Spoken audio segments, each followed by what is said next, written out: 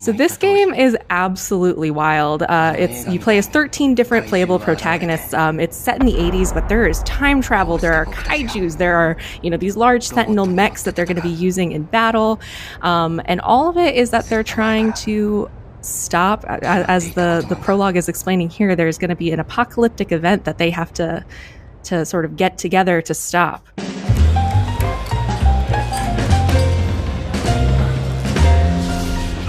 Hey guys, welcome back to PlayStation Underground. You got Kristen and Brett here, and we are checking out 13 Sentinels Aegis Rim. This is coming to us from Vanillaware and Atlas. It's going to be out on September 22nd on PS4. Hey Brett, welcome back to Underground. It's been a while. It's been a minute. Yeah, we are, we're trying out Undergrounds from home, so just a heads up for you guys, our audio might be a little bit different from what you're normally experiencing. And also just a heads up that this footage is pre-recorded. It was sent to us from Atlas. We are, getting an exclusive look at what 13 Sentinels is all about. So this footage that we're seeing right now is the prologue, and one of our heroines is about to reveal her mech. I mean, if you're going to summon a mech, there's only one way to do it, and she nailed it. Oh yeah. So this game is absolutely wild. You play as 13 different playable protagonists. It's set in the 80s, but there is time travel. There are kaijus. There are, these large Sentinel mechs that they're going to be using in battle. And all of it is that they're trying to stop, as the prologue is explaining here, there's going to be an apocalyptic event that they have to sort of get together to stop.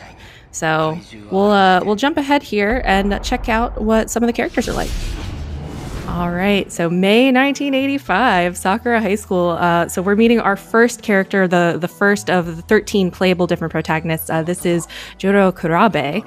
And I just sort of wanted to give a feel of how this game sort of introduces the normal Japanese school life. It has a couple of the basic controls of just like getting to know other characters, how you can talk with them. But also it just shows off like Vanillaware's style is so beautiful. Like look at this like hand-painted looking world and like the sun coming up in the background. It's just, I love it. Yeah, it's definitely their staple for sure. Or when you see Vanillaware, the first thing that kind of runs through your mind is this style. I think for me, I was introduced to it through back in the PS2 on Odin Sphere and Grim Grimoire, if anyone remembers that. But that style has just carried them through, or like been a signature of their games for so long that that's part of the reason why we wanted to do this video was it's a video game, and the best way to show this game is to show it in motion like this. I was gonna say it's just a stunning game. So I like I love narrative adventures like this. So the game is sort of like half this like 2D side-scrolling narrative adventure, and you got time travel. The game is jumping between a bunch of different decades. There's like aliens, there's kaijus. This character in particular, he loves action movies and anime and stuff like that. And so some of these talking points that are popping up, he's chatting about movies that he's borrowed from his friend. And the game in general takes a lot of inspiration from sort of that era of just like 80s action and like monster movies and things like that. And so this kid's going to be in for a rude awakening when he realizes that he is going to be basically in an action movie himself. But it's the dream of every kid in the 80s, I feel. Basically. I like these like thought clouds too. It's a cool system that it's like whenever you're talking with someone and it seems like a keyword will pop up or something that can expand the conversation a little bit more. It sort of like creates this word cloud situation. I thought that was really cool. We'll see when another one pops up soon. But then, a mysterious girl in the middle. Sleeping in class, that maybe would have been me. Added to the thought cloud. So yeah, like you were alluding to, there's obviously a mixture of the school portion, but then the action comes pretty fast, like once the game gets going. Yeah, so it lets you, you get introduced to the different Sentinels, and at first, as you're getting introduced to them, it unlocks who you're able to play. And then a little bit farther in, we're going to dive into some of that top-down strategy battle, so we'll be able to see what that looks like. Nice. But first, let's see who he interacts with this character. I like the flower in her hair. I was going to say, she's been dozing too uninterrupted. Someone has to bust in here. She's like, huh? Well, so this is the girl from the prologue. The dramatic irony of, perhaps I already know she can summon a giant mech. I had a weird dream. You were there too. Everybody seems to be dreaming about this mech apocalypse. Man, is that a phrase yet? Mechapocalypse? Ooh, it should be. Trademarked by Kristen Did we just invent a thing?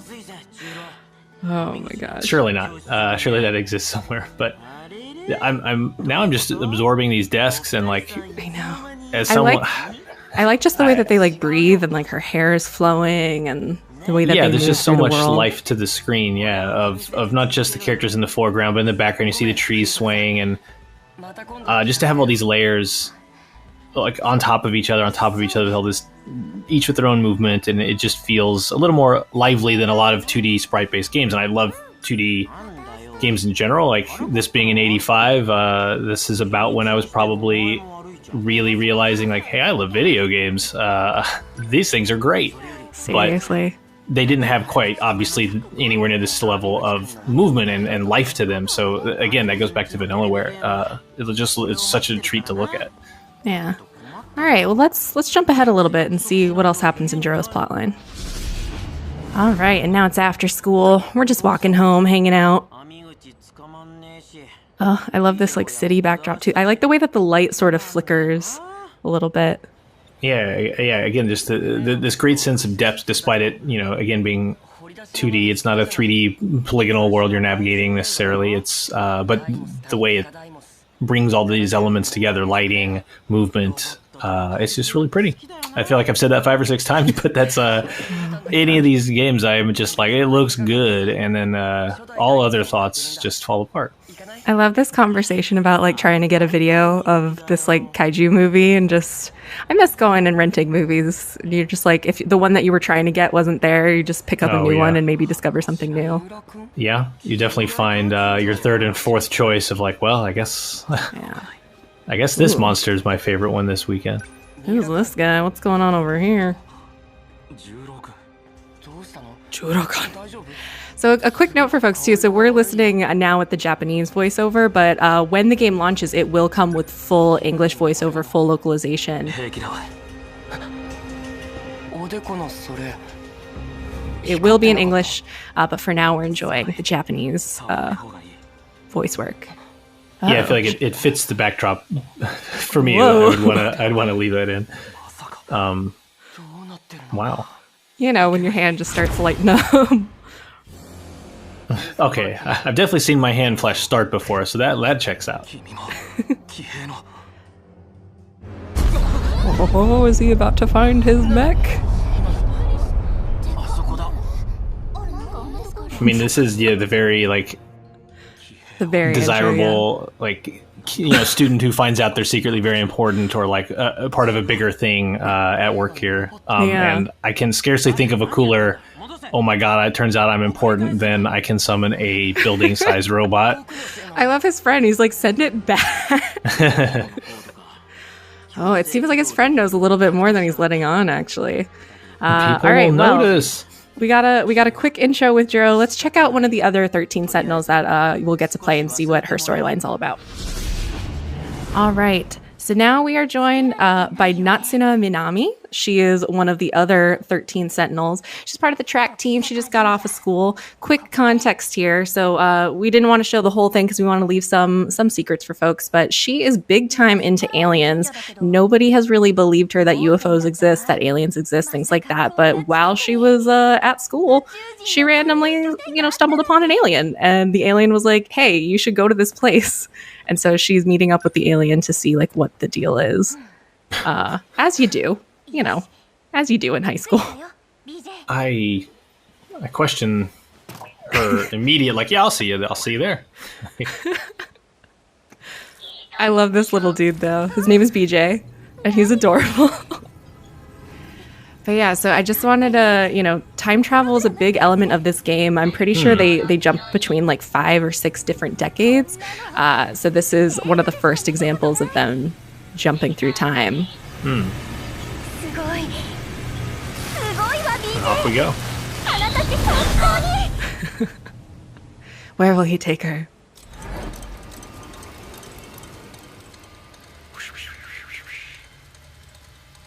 It looks forward in time, at least. So it looks like we've gone forward to the apocalyptic future that they have to try to avoid. Don't you hate it Why when have you're you just dragged me here? you're just going to your track meet, just living your life, and next thing you know. She's taking it very well. That is true. Could like, be a lot worse, I guess. Well, it looks like a war. I don't know. What do you want to do now?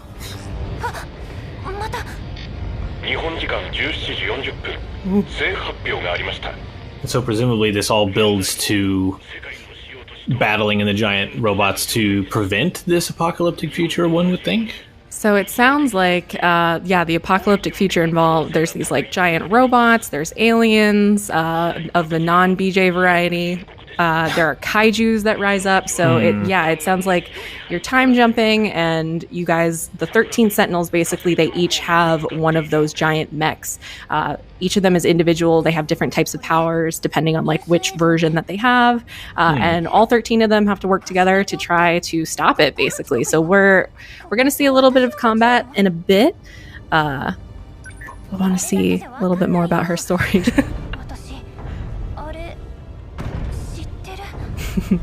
Well, she's super into aliens, so she's probably read all about it. Yeah, see? All of her keywords: UFO mysteries, Men in Black. Yeah. Oh, but they have an extra arm. What are you gonna do?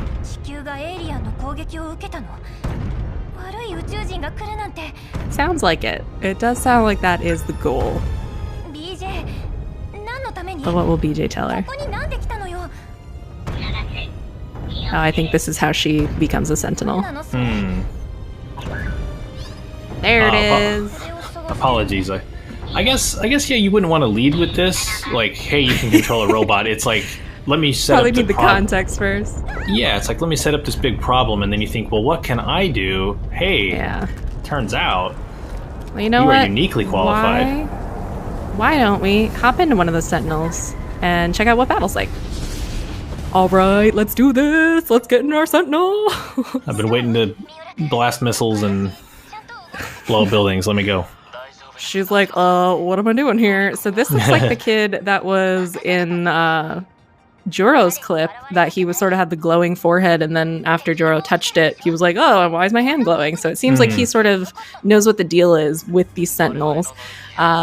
But as he's about to say, so if you notice, there's, say, G3. So there are 4 different types of Sentinel classes. There are 13 different players that you can play with. And I think at the most you can have 6 different players in your party at a time. But of those 4 different classes, they're called like different generations of Sentinels. So they're Gen 3, which is like long range specialists. But then first gen, it's like melee combat. Second gen, it's sort of like an all around, but they can also like summon support. And then fourth gen can like fly and use like these like high tech lasers and shields and stuff. But these folks, their 2 Sentinels are all about long range combat. So there's some encroaching kaiju that they have to try to stop destroying the city. So we'll see how they take that on. I like this like digital looking style of it all. Yeah, to represent almost like targets on their map or something. They'd be represented by little radar symbols that are, instead of a green blip, it's like this. Yeah. I also like, as you're describing the different generations, like hearing them listed out, it sounds almost like, and it corresponds with the generation thing, where like the first gen of a giant robot probably would be like, it can only punch. Second gen can do a little more. Third gen, long range specialists, we've been able to create weapons and long range tactics. And then fourth gen, now they can fly. So yeah, it just seems like as this war went on, technology allowed them to make better and better mechs. Yeah. Man, so he just knocked them out in one go. That electromagnetic round. So it sounds like he has. They have the long range laser. So the one that he used, it's if they're all lined up in one go, you can just knock them out. That's cool. That's cool. If you don't use it carefully, you might end up messing stuff up. Oh, but now they're all spread out. Oh, interesting. Okay, so there's like different conditions for how to fight. So it's this like turn-based back and forth. What will she use? Nice. I love that.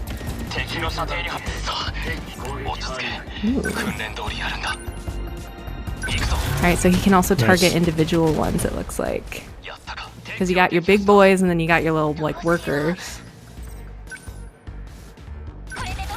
Called the G-moles. I like this entire screen. It's really interesting because it's sort of like juxtaposed against like the like hand-painted, like serene looking world that they exist in, and then it's like once they're in their Sentinel, it's like we're on the map, like we're ready to destroy. Yeah, I like the use of the way the HUD.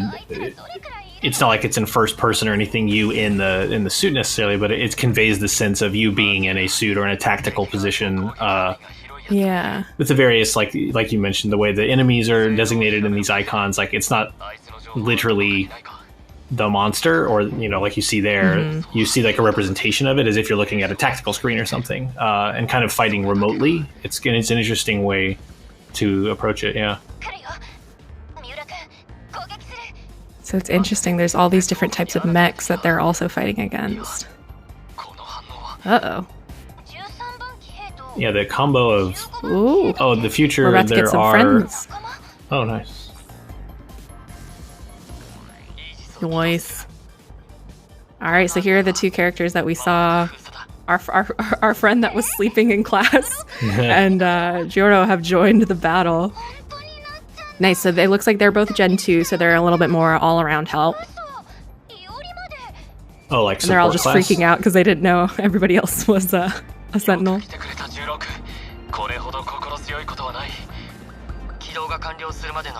Nice, so yeah, so they're a bit more of a support class. Okay. Oh. They're gonna help. Interesting, okay. Nice, so now they got 4 people in their party. They can spread out a little bit more. And it looks like their defensive attacks are a little bit less, like where those long-range attacks seem to be much more like a very straightforward shot, or it's sort of like a laser beam. Like these ones are a little bit more about like moving stuff into place. Nice. Yeah, and different like area of effect, like impact, crater kind of things. Yeah. Well, I like that it has that, like, for a second there it was showing like an even higher level map for stuff that you couldn't see directly. Oh, you can intercept missiles, even cooler. Ugh. Yeah. This is us watching the footage, so we can't go back.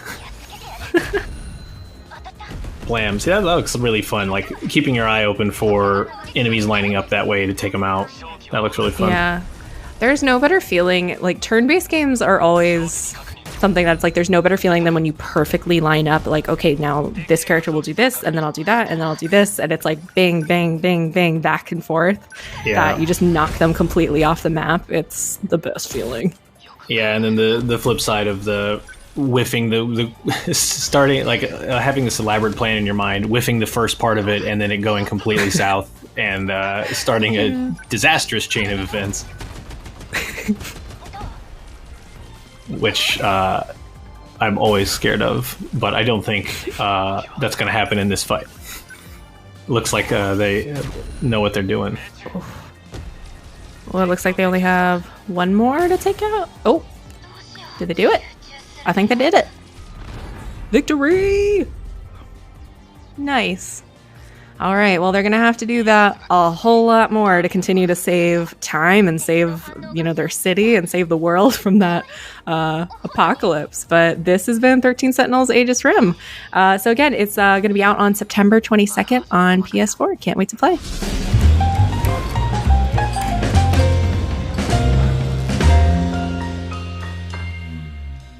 PlayStation